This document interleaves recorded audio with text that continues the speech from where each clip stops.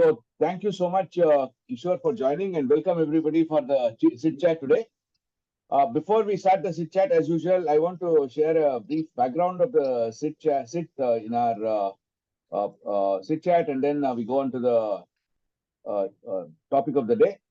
So I'll share my screen first, and then after that, very briefly explain what we are doing here and what is the objective of sit chat, etc. Sagar, I made you the co-host. If you can please keep accepting those who come, it will be nice for another 2 minutes, 3 minutes. Okay, so I think all of you can see this slide. It's basically about trying to organize a discussion on topics relevant to a startup. And in this activity, to really see that we add some value to the community here, which is basically for ensuring that the startup community gets encouraged and promoted in our country. And amongst these various topics, today's topic is about unearthing the market size.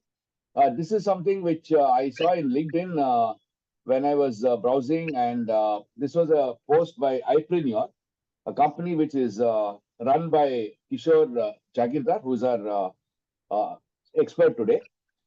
It is quite an interesting coincidence that this is the second time that I am sharing the stage with Kishore.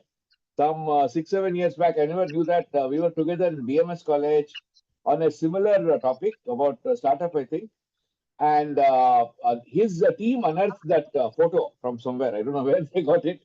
So it's quite an interesting coincidence and a lot of history and a lot of connect for me to be doing this chat with Kishore.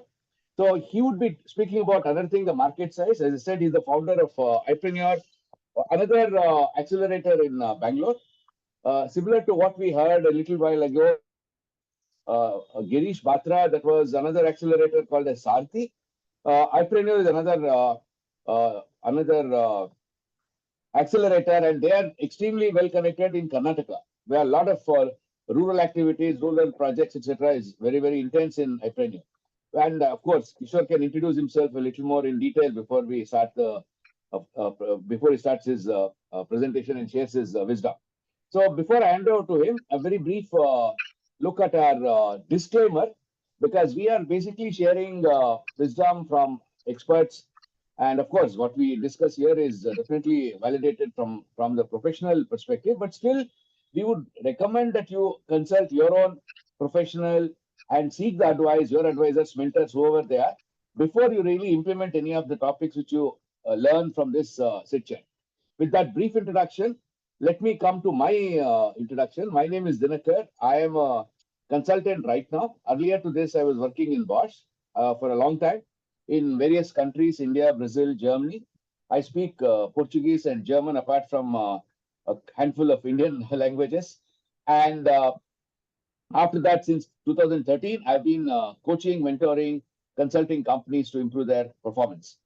And in SIT, I have taken the responsibility as a volunteer to organize the SIT chat every Thursday with one expert whom we choose based on the availability of that particular expert.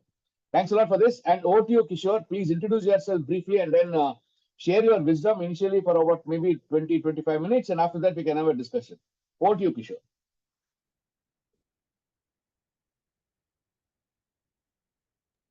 Yeah, thank you. Thank you very much, Dinakar. I really appreciate you inviting me into this session. And a brief introduction about myself, to say that I have been in the industry for last 28 years.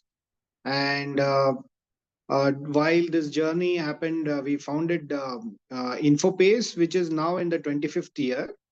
And we have been working deeply in the space of strategic change management and innovation. And as a part of this, we created several subset companies which address the building of the ecosystem. So largely, it's about the strength of building the ecosystem. And along with this, we have founded a SEBI-approved angel investment fund. We have a fund of our own and a consortium of other funds attached to us. So about 200 crore fund we have dedicated to our initiatives. So that is one part of it. And iPrainer is a brand that was created to largely identify deal flows and opportunities in the startup space as a part of the strategic change that we work deeply on, and to bring a lot of innovations and connect them to larger champion companies, and act as a bridge on growth acceleration and finding aggregated markets. So these have been a lot of value that we have created. So a lot of companies are there which are created as SPVs specifically for this. So what do? We don't just invest. So it's not just the investment capital that we bring, but it is also about the ecosystem capital and the network capital that we tie down along with all these three put together to create a bigger basket of value, so that businesses can harvest the opportunities, biting into the aggregation model that we have created into the opportunities. So today, the topic that I was asked to deal with is how do we create um, or how do we unearth the market potential, and how do we come to a understanding about what is the way and approach towards dealing with a certain market where a business wants to penetrate. So the discussion is all about that. Before we get into the intricacies of this, I just wanted to set up the context as to why we are talking about this as a very serious matter.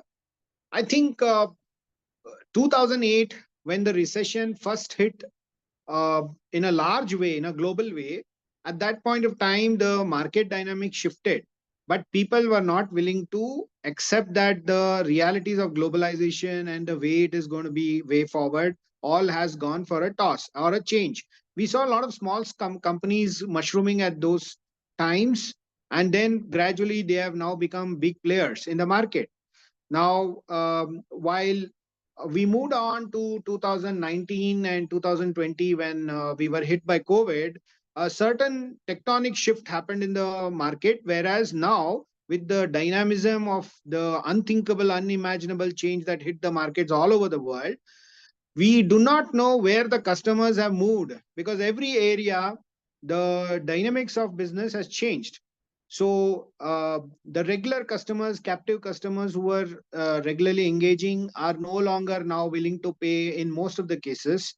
And therefore businesses are looking at where the new set of customers are there, or how do we create a certain upselling or cross-selling approach for the existing customers, and how do we retain and see that the attention span is elongated. As you know, the cost of acquisition of a customer as well as the retention span is very low with the pampering of the various offers and subset of things that are being given to people all around. So in this environment, now, how do we look at the market potential if I'm a new business, or how do I upgrade to next level if I'm already an existing startup and looking for biting into a bigger space of game playing? Now, one more layer of thought comes. Can I also be disruptive? Can I look at the same resource, same market, but can I create exponential growth opportunities where I can take my business to a 2x to 10x growth? So now that is the kind of situation demands that we have an understanding on the market potential in a totalistic way, and also be willing to see what all other opportunities that can converge and create a expanded resource. So recently on the LinkedIn, I had shared about the approaches, that is four ways of approaches towards the strategies. And in that, some of the things that I had highlighted were among the four. The first one comes about the creation of cash flow. So can I create a short-term measure where I look into my short-term goal, which is largely focused on how I bring the cash flow into the organization?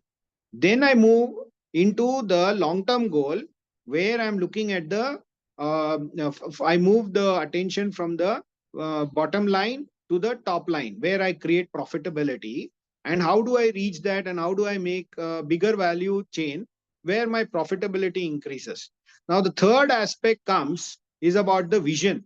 Can I look at my vision implementation and what would be the cycle of that? How close can I have? Because most of the time now the strategic planning is hardly 3 months for every quarter.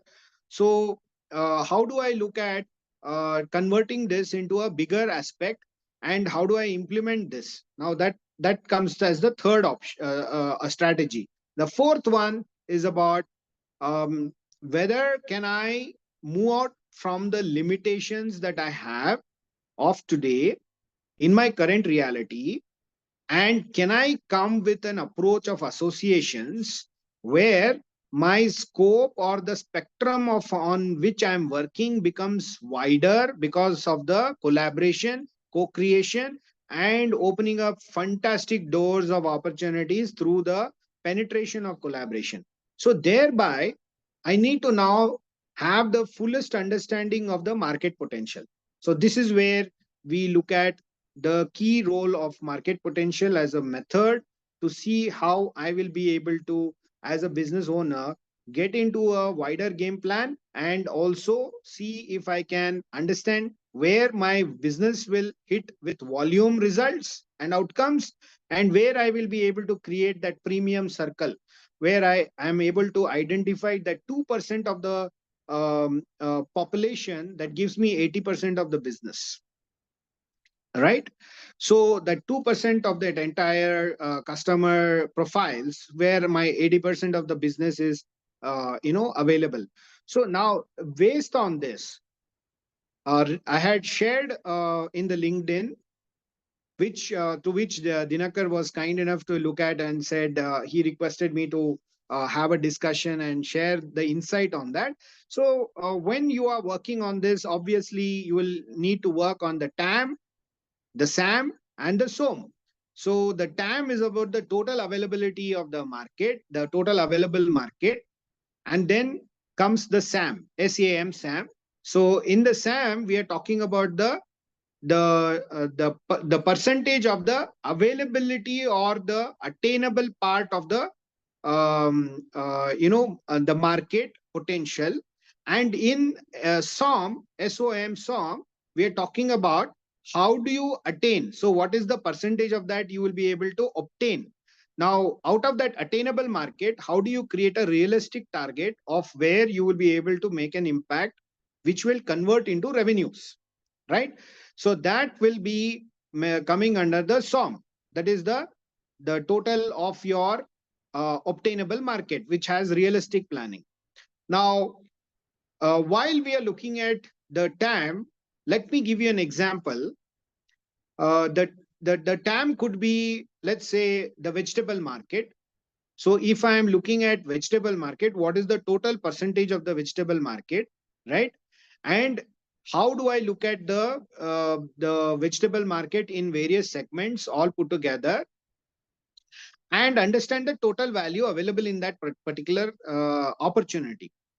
Now, this can be studied by two methods. One is the top-down method, or it could be reversing from the bottom-up method. The top-down method could be looking at specifically, let's say, in the vegetable market, what is the potential of, let's assume, one particular segment, let's say tomato. Now, tomato, what is the total potential of that market, and what are the varieties of these market has as an opportunity? How much of it comes directly into the serviceable area that I can take up? Now, that is one way of study which comes from the top to bottom.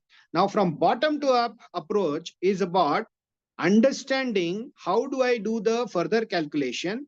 Now, it can be in terms of how many customers are there in that particular geography, as to how their spending is contributing towards um, uh, the budget per annum or per purchase, how much money they are spending on that particular product or particular service, and how many such customers are there.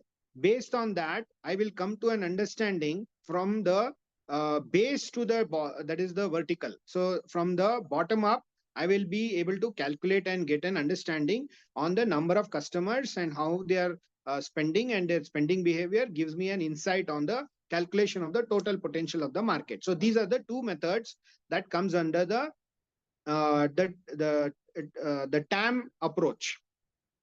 Now, when we move into the next level is uh, the serviceable, attainable market, that is SAM.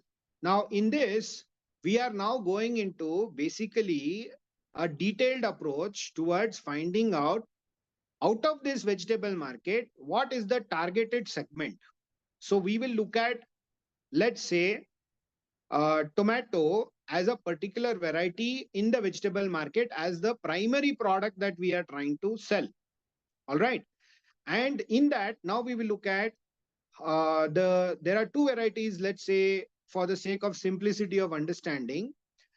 Um, One is called the Nati tomato. That means it's a local breed made out of the local, produced out of the local practices, and which is, a very traditional kind of a variety which does not have any grading process in it.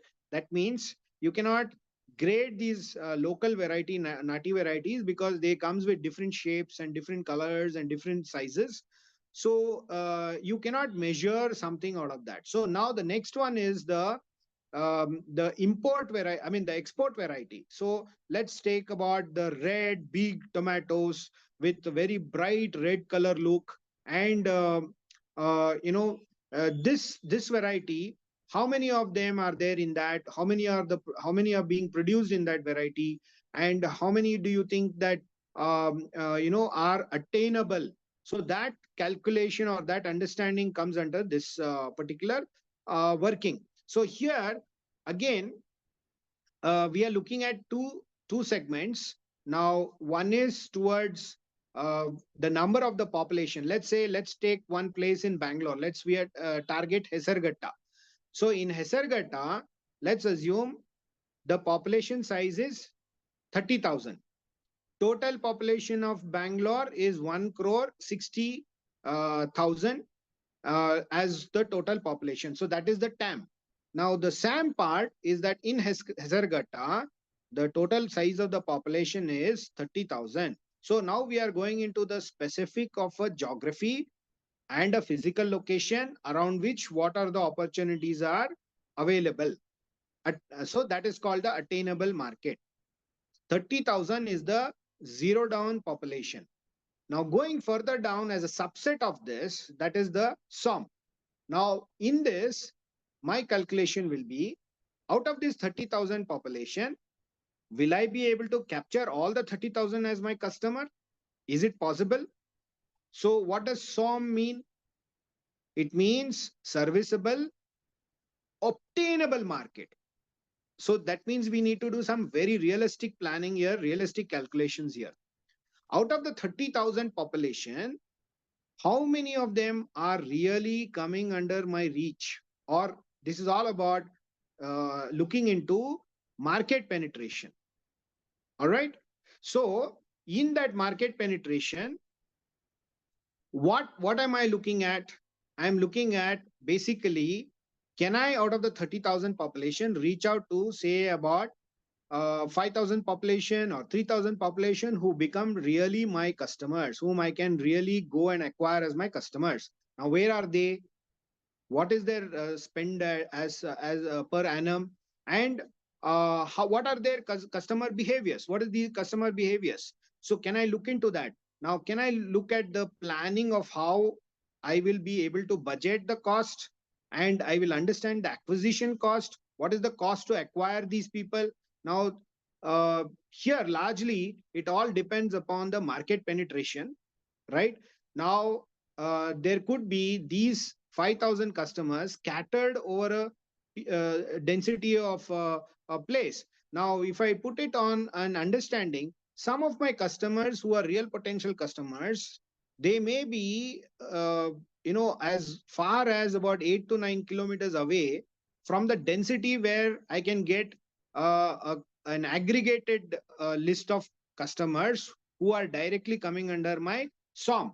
But some of them are scattered, and the distance to travel and acquire them so increases the cost of acquisition. So can I look into that? So that gives me the clarity of finally what would be the cost of acquisition per customer, and whom should I focus on, where I should focus on, and how I will make my profitability out here. So that gives a overall picture.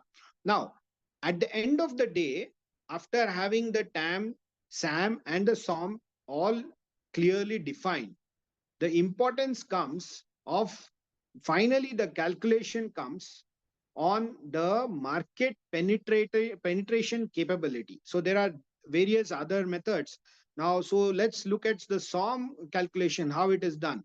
Now, if my turnover last year, I take that and then I look at the calculation and take that cost and then look at the SAM, the SAM total potential. Then I will get my equation. For example, if my turnover last year was 1 million US dollars, right? And the total SAM calculation comes to say about 3.5 million, right? So now what would be that I would get out of this? It would be 0.33% of the total market size that I'm talking about. So now that is the way the SOM comes into picture with clarity. So when I take that and I plan the turnover of, or the when I look at the turnover last year and the SAM, so this is the potential. So what potential I've got here? The difference amount is it's about $155,000, right? As my potential business value that I'm getting out here. So this is how the calculation works out. Now, why is it so important to look into this from the investor's point of view? When I speak, I also wear the hat of an investor. So in the last say 5 years of iPreneur creation and our SEBI approved fund, which is called InfoWise Startup Catalyst, we have evaluated more than 2000 plus or 3000 plus startups which have been submitted to us for investable request. And then at the end of the day, what comes from iPreneur as well, if you look at the entire thing, what we look at as investor is how much of this, though the product and the service could be in a particular direction as a primary product, how many subsets of that as a market potential is available, so that tomorrow if this takes a beating, how many things more can be introduced, or what more revenue generation models can be created parallelly, so that there'll be a de-risking approach. So as an investor, we'll look at if there is some kind of a setback, can this business also generate and penetrate and converge into various other markets, and look at what are the potentials that we create. For example, when I spoke about the tomato and the superior variety of tomato, now do I know how many of the customers out there are willing to go directly buy this,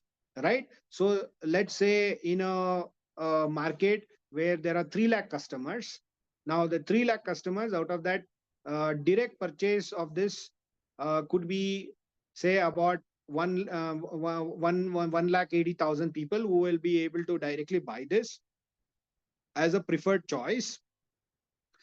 But the remaining people may not opt for buying this because they don't really spend on this kind of quality, but they utilize it in different other methods. Like for example, a Pizza Hut or a pizza maker may feel that having to put that kind of tomato in a particular salad or a particular product will be required. But there are many products where tomato is not required. So therefore, their spending gives you an insight. The same way, there will also be customers who may buy little, but they may be willing to pay a huge premium amount on understanding its value, because in their business, this becomes an intricate part of the process. It could be like, let's say, a five-star hotel, or some prominent eatery which uses this variety of superior tomatoes as a customer delight, and it creates not only visual delight or something like that, apart from the taste, so therefore they are willing to pay more for it. In the same manner, there could be some other type of customers who feel like tomato ketchups, where this is indispensable, right? They feel that this cannot be neglected, because it acts as an important ingredient in their quality process. So that is one type of customer whom you can identify. Then there are several other type of customers also who will come in. Like, there could be cafeterias. There will be about 3 lakh, let's say there are about 300 cafeterias or darshinis or canteens, where out of that 300, maybe about 60 of them offer tomato bath as a morning breakfast, in which tomato is a main ingredient, right? So they become indispensable customers, captive customers. Now this insight comes with all the SOM calculation, and you get a clear understanding about how you can reach out to them. So this is just an example. And having said this, I think I've covered the strategy part, and the four methods of looking at a business, and along with that, how market potential plays a key role. And now I would request, if you're comfortable, Dinakar, to see if people would like to just have an interactive session with this same topic that was discussed. Thank you so much, Kishore. Kishore, can I ask you, you had that infographic which you had shared there, which you said is Yeah. the pocket guide. Yes. Is it possible for you to share that in this chat, so that the people who listen to you can also see that and get a better idea? Or maybe you can share it later also. It's not necessary in this Yeah, chat. I mean, if you can, uh, you know, link that particular thing, share the link here, because right now No, I am because not the able one in to. LinkedIn is not very visible. You know, if you make it a little, you can't read it all. It's very, very small letters. Letters are not Okay, very okay, legible. okay, okay. You can Fine, share it fine. with.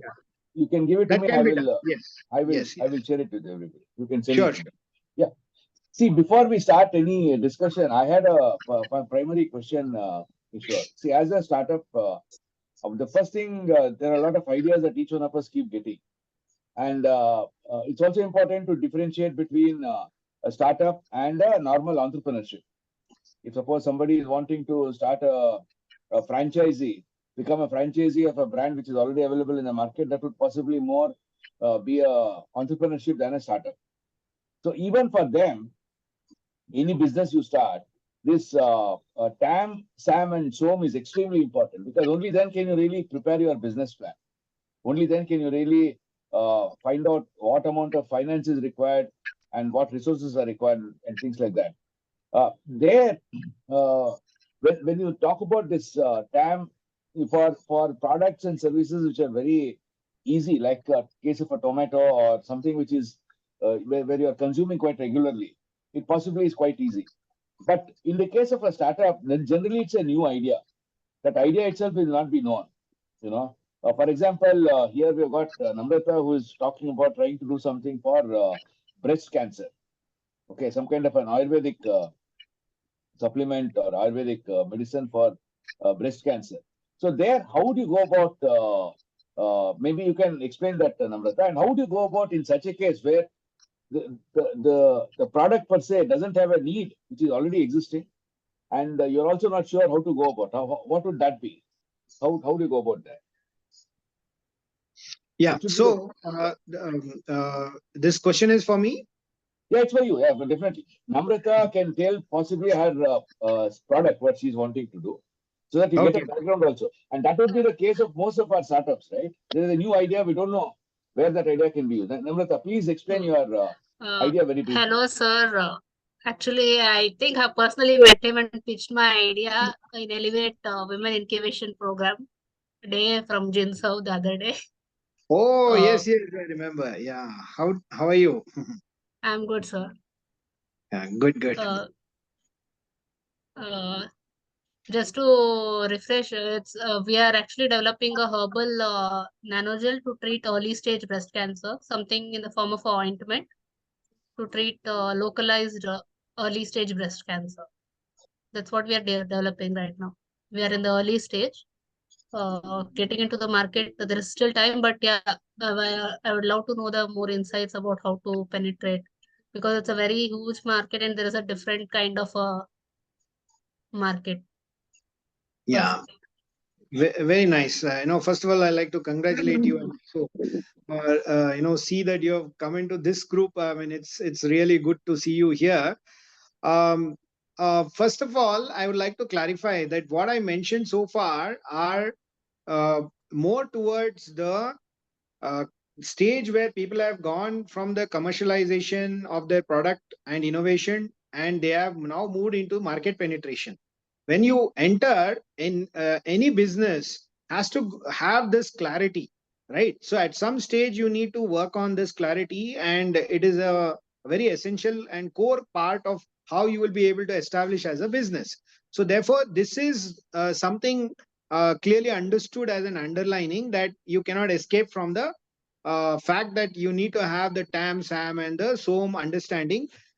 And these things are coined recently, but then otherwise, even if you look at the way business operated 15 years ago, 20 years ago, this understanding was anyway there, especially when you are into deep product selling, retailing, and when you're building a sales organization, these things matter a lot.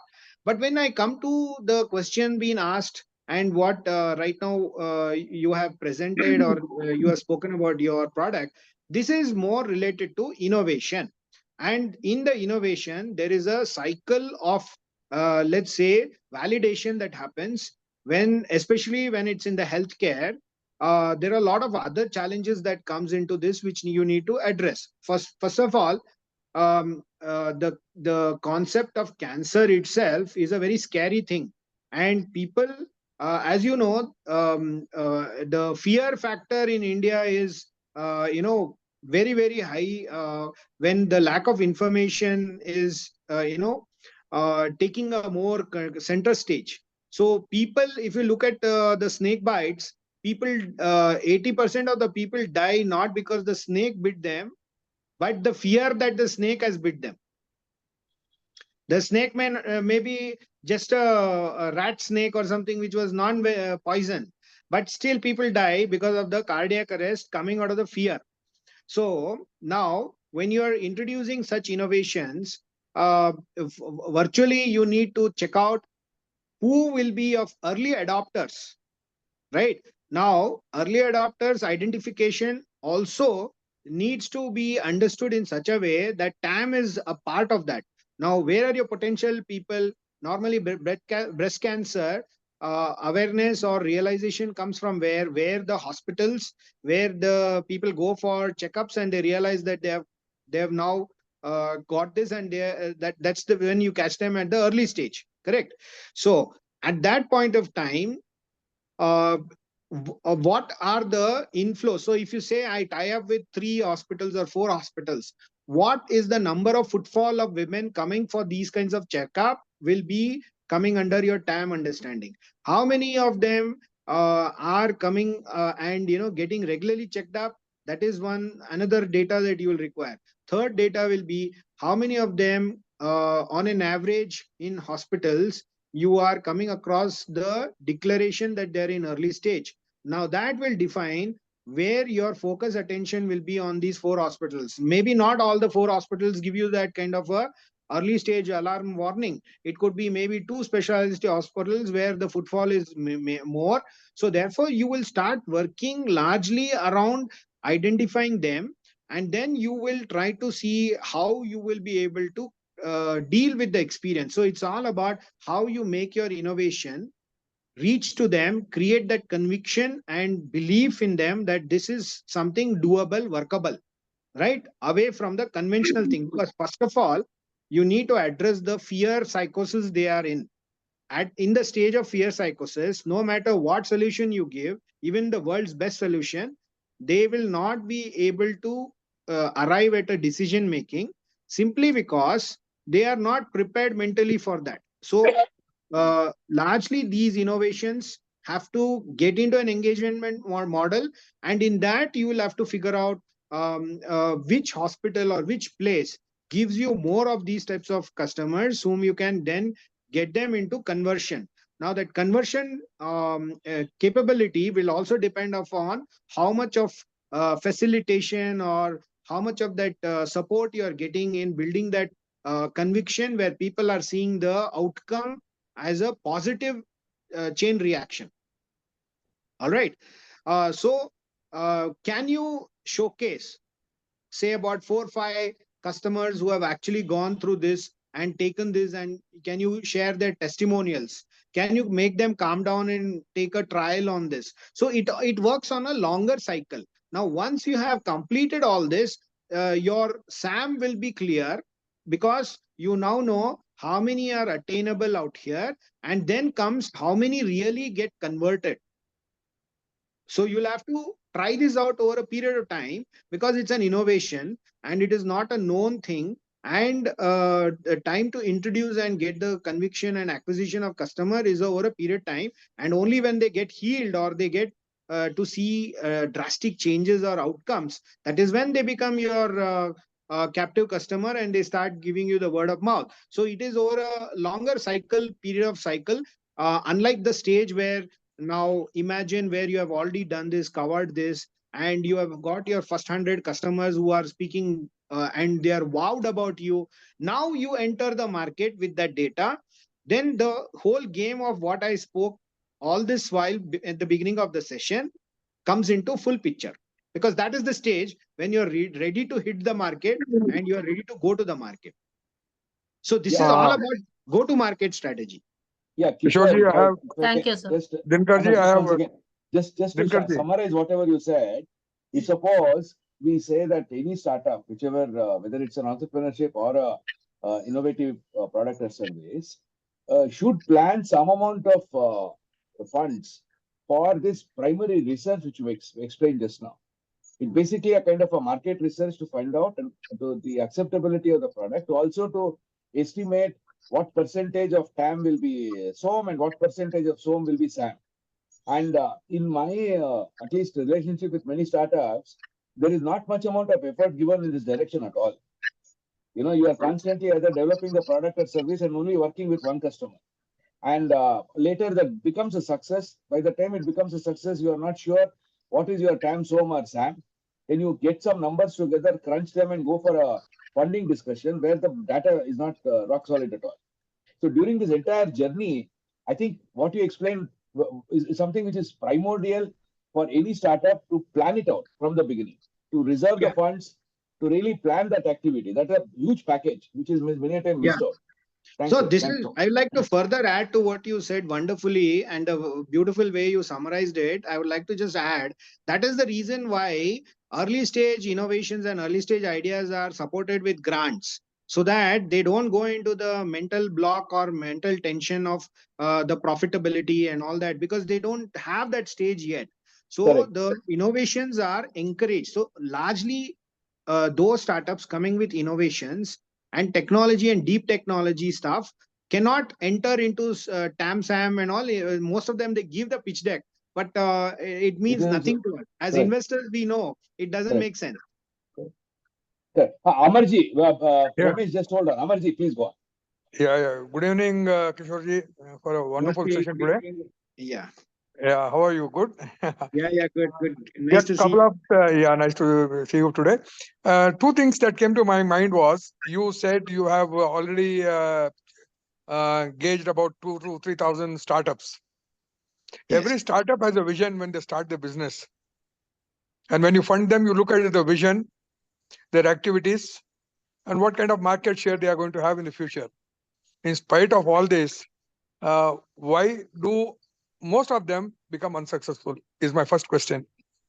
The second one is how to create on cash flow. Most of them is a very important topic of a successful business, because if you don't have proper cash flow, I think so everything tumbles down. So could you share more light on that? Yeah, both your questions are attached to the same answer and the same specific things from my point of view. See, there are two types of people whom you will find in the startup ecosystem. One who are very passionate and they want a lot of good things to happen and make a lot of solutions come out, and they want to solve the problems and do great stuff. Now they have a lot of vision, but they do not have a business acumenship in place. All right, they are all over the place like crusaders, and at the end of it, they don't know where the revenue or the result or the outcome will come. As earlier Dinakar pointed out, they are stuck with one or two customers, and they feel that small case of success gives them the false feeling that because one or two customers are gung-ho about this, the market will also all over the market, people will pick it up. Now they jump into things too early. The vision is correct, business problem statement is correct, solution is correct, but the approach is not correct. All right, the approach may need a lot more solidification and concretization, and that comes through time tested and dipstick evaluation and all that, which is coming over realistic efforts on where revenue generations are a possibility. Now that sometimes what happens, people jump into because of the impatience. As a passionate person, I'm impatient. I want to try things and I want to do things, so I want results quickly, right? So that results in going too fast on things which are not yet well baked, and obviously that results in failures because they are not able to carry the entire resource together along with them in one direction. So a lot of funding happens. Majority of the funding happens. At least this used to be the story earlier. Now post COVID, I don't think that is a major concern, but investments set up precedents in previous 4-5 years, where investment was based on more of the idea and the fabulous disruption around the story created around that, rather than the hardcore cash flow and the possibility of how much revenue based and revenue positive idea it is. So the strength of the idea, and then the strength of the team. Now how much deep experience they have. I have seen people who are totally from a different space coming and doing great stuff, and then they give the story of college dropouts and all that stuff, and they eulogize that, and they say, look, without any experience, without any education qualification, I am getting into it. But what really happens is on the job training at the No, I cost agree of the with you. Even Anil, Kishore, I agree with you. But nevertheless, if you see today, even multinational companies who have scaled up by impact or their presence in the market, they scale up in such a way that it reached to such a height, and then when you see at a later stage, they are all showing losses. How come they want to sell it off? They want to they show losses. Yes, we are under loss now. How does this happen? all these I Byju's, would take the case of Byju's. Take the case of Byju's today. yeah, see, Baiju, okay, Baiju is they started right, they had the right vision, and they got the right people to fund them also in the beginning. And Yes. when they expanded, they went into a different entrapment where the investors started overriding the original vision and original founders approach. All right, now there was a lot of pressure on them now to see that they are able to keep the scale up in a consistent way and then produce extraordinary results, which later on became the trap, because you can't consistently do that everywhere all over the thing. And then recently, I just saw a video. I would like to just share that here, which might address your entire thing.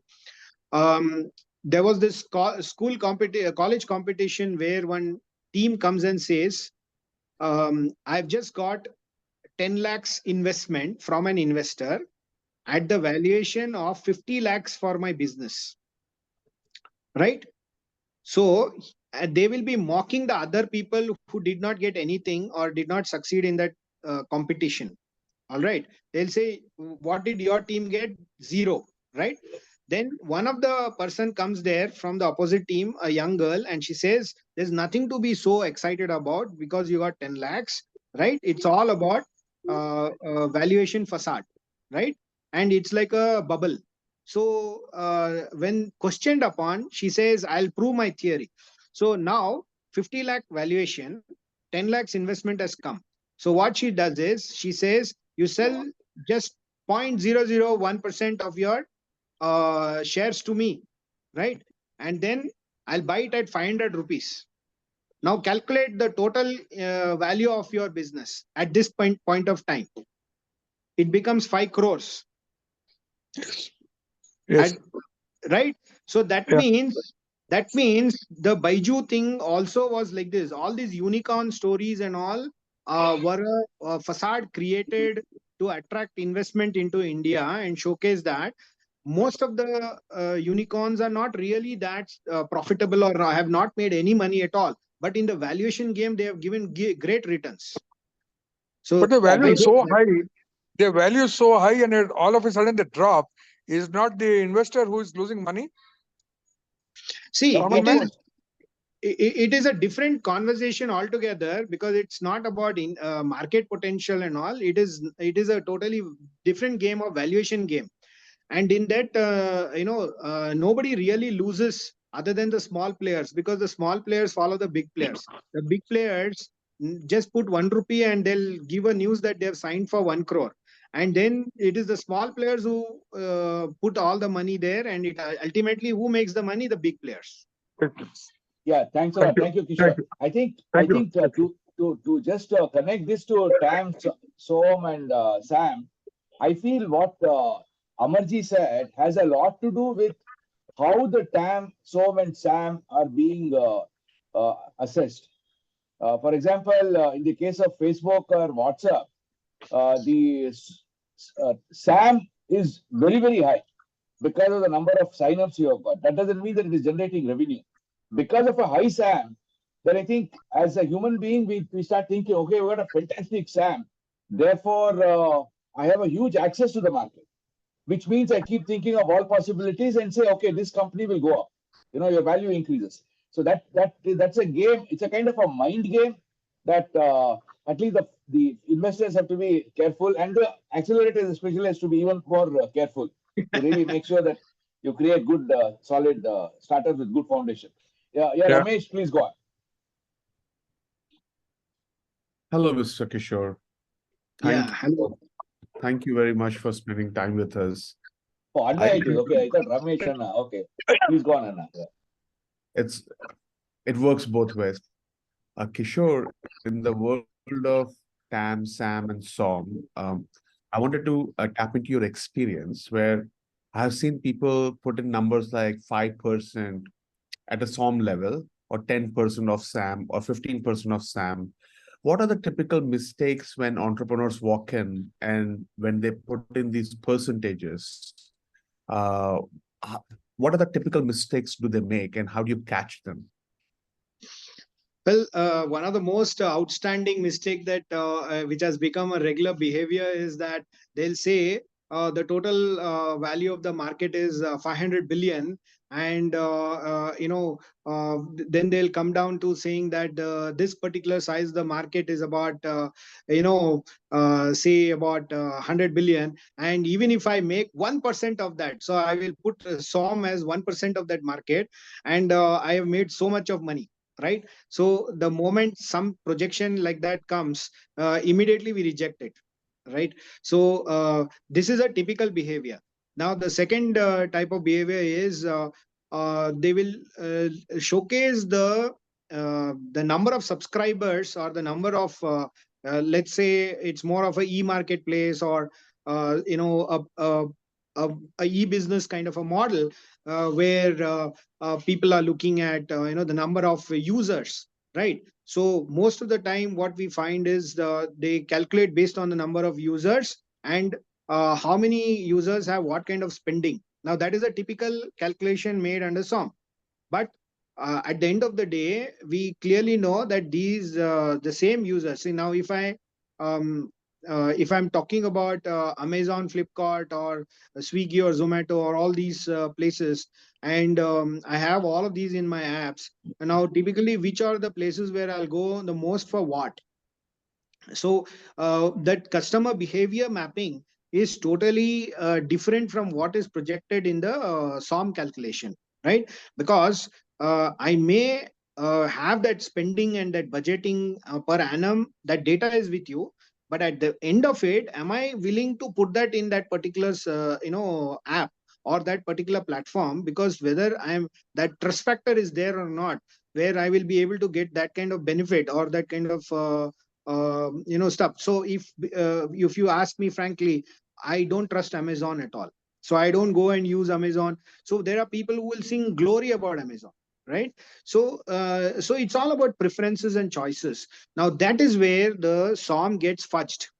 And when we discuss this, we basically probe into this and ask them. And again, there are times when the data that is given to us, like if there could be just about 1000 users, but we will be given 10,000 to 12,000 users, and that will be showcased as part of the collaboration also. Like they will tie up with someone and say so much of users are there, but that is not their users. It is a Exactly. collaboration, right? So Exactly. these are all the typical things that we capture, and those we have a checklist, Right. the mapping the typical behavior. So as an FAQ, we go with this, and then there itself they get screened. Does that answer your question? Very well. Thank you. Thank you so much, Kishore.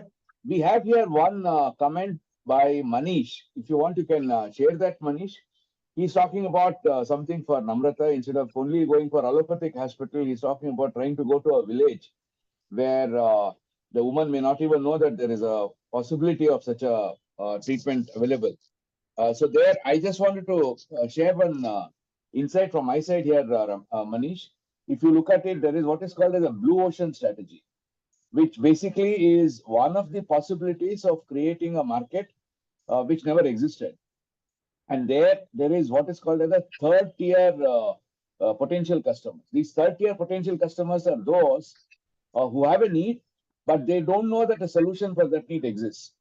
That is what you're talking about here. In that case, one needs to really look at the market, try to analyze the market using the blue ocean principles, and then that could be unearthed. I just wanted to just elaborate. Do you want to share that, Manish? Any further question you have got, or can we go to the next one? Okay. So there is You Amit. can go to the next one, Dinakar. Thanks for explanation. Okay, thanks so much. Yeah, Amit I'll just says if we are in Dinakar, hurry to, yeah, Dinakar, I would just like to add here, please go just for on. the sake of collective clarity. See, before jumping into this, since we are talking about TAMS, SAM, and so on, these are all revenue supported and commercial and go-to-market approaches. So when we are looking at going and taking to a product on a blue ocean with a, let's say, rural setup where the people may not have knowledge, but they would want to use this and become a user. Point is, are they having the ability to pay for it? Pay. That defines whether they are the right beneficiaries to work on. Otherwise, it becomes a CSR initiative, right? So the important aspect here is to see from the financial revenue point of view whether I am taking the direction where I have got my real customers who are who see the value in this. And again, I specified that whether there are customers who also are willing to pay any larger amount because they see greater value in this, out of convenience or out of the trust or any other aspect which comes into value creation here. So I'll Absolutely. Very well said. Extremely important. You know, if the customer is not able to pay, then definitely, as far as the business is concerned, is not a customer, but could be a customer for a social activity. Now, Kishore, there is one question here from Amit, which is, I think, very interesting. Yeah, May I Namrata, please go on. interrupt? Yeah, please go on. Namrata. You told about this. If you go to the rural, there is a corporate, it turns into a corporate social responsibility thing. Is there a possibility that for the same product, we can create two different markets, one in the profit mode, where where some customers are ready to pay high prices, and use a part of it for subsidized prices in the rural segment. See, when you have made your money and when you have made your profits and you have recovered all the investments, at that point you can take such a decision. But at this point of time, I would suggest and strongly recommend you talk to some corporate, entity and see from their point of view if they can partner with you. Maybe they people from the healthcare industry or people who want to create an impact in this particular or any territory where there is a large case of breast cancer coming out as a pain point. If you can identify those geographies and then you say I will provide this solution at this cost because this is within the reach of the economical. So normally when I don't have the money and I have to go to chemotherapy and all, I have to really exhaust my insurance, and I've also got to buy borrow a lot of money to get that done, right? It's at an expense. Now in the rural spaces or middle class or lower income group, you don't see any insurance. All right. And there could be a corporate entity which can partner with you where they will see as a part of their own market penetration, they will ensure that they will pay per customer because they want to penetrate that space. I think that would be an ideal way where it is a win-win for you. You will make your business model strong. You will take your innovation to the market. You will also thrive and sustain, and you will also grow to the next level. So, Thank you Kishore, very I think the most important thing which I get out of this wisdom which you shared just now is Yeah. that a business cannot be built based on the assumption of subsidies. Subsidies can only come later if you are profitable without subsidies. Yes. Otherwise, Yes. you'll Subsidies not cannot be- be it cannot be brought in the early stage. Otherwise, the whole business fails. That is what Amarji was trying to refer. Yeah, The correct. Yeah, there is one more interesting question here from Amit. I will read it out later, Amit. If you want, you can also ask. He says, see, they are in an early stage and want to pivot or launch new scalable offerings. He asking whether there is any market research possibility using AI. See, AI. So, so you virtually made me jobless right now. So now AI, what it does is it takes the existence and the reach of the data it is fed with, right? So it is able to intelligently come with a sort of a broadcast of all the data that it is able to compute and quickly come and connect. Now, here what happens is the data may have lot of things which may not be near to what you're saying, or it could be an overall perception of things. So I like to just clarify here. There are if you do this optical illusion and picture, you can take some pictures which are called cognitive illusions, and in that you will see the same picture shows you Mithun Chakravarti's photo, and when you go look at it deeper, it is actually it is a landscape painting, and it has nothing to do with Mithun Chakravarti, right? So it is a optical illusion. So same way, AI, when it gives you these data, it gives you a data in a very beautiful, well-packaged way. But now, how much of that really applies to your business or your situation, we do not know. It is a cognitive illusion created by the data which the brain does instant recognition. But there could be factual information which could be missed out, and factual information which you may not be able to look at it until you work on it yourself. So AI based, I really don't think we could rely on serious decision making where finance is involved. But for the heck of excitement and to do some small time problem solving or regular transactional level activity, AI based approach may solve a great solution, as a great solution. Now, for example, let's say BPO center or something like that, where daily transactional activities are happening, that can be converted and put into AI, but it cannot come into the picture where your SOM, your TAM, and all this clarity can be built on that. Thank you very much. Thank you so much. Thank you very much. And I think it was a very, very interesting discussion. Before we end, may I request everyone to turn on your camera so that we can just take a picture so for our thumbnail, and then we could just turn on your cameras and just take a picture. Now, before we end, I would just stop the recording. Thanks a lot, Kishore. Thank you so much for a wonderful session. Excellent it was. May I Thank you. request Amarji to, as usual, conclude?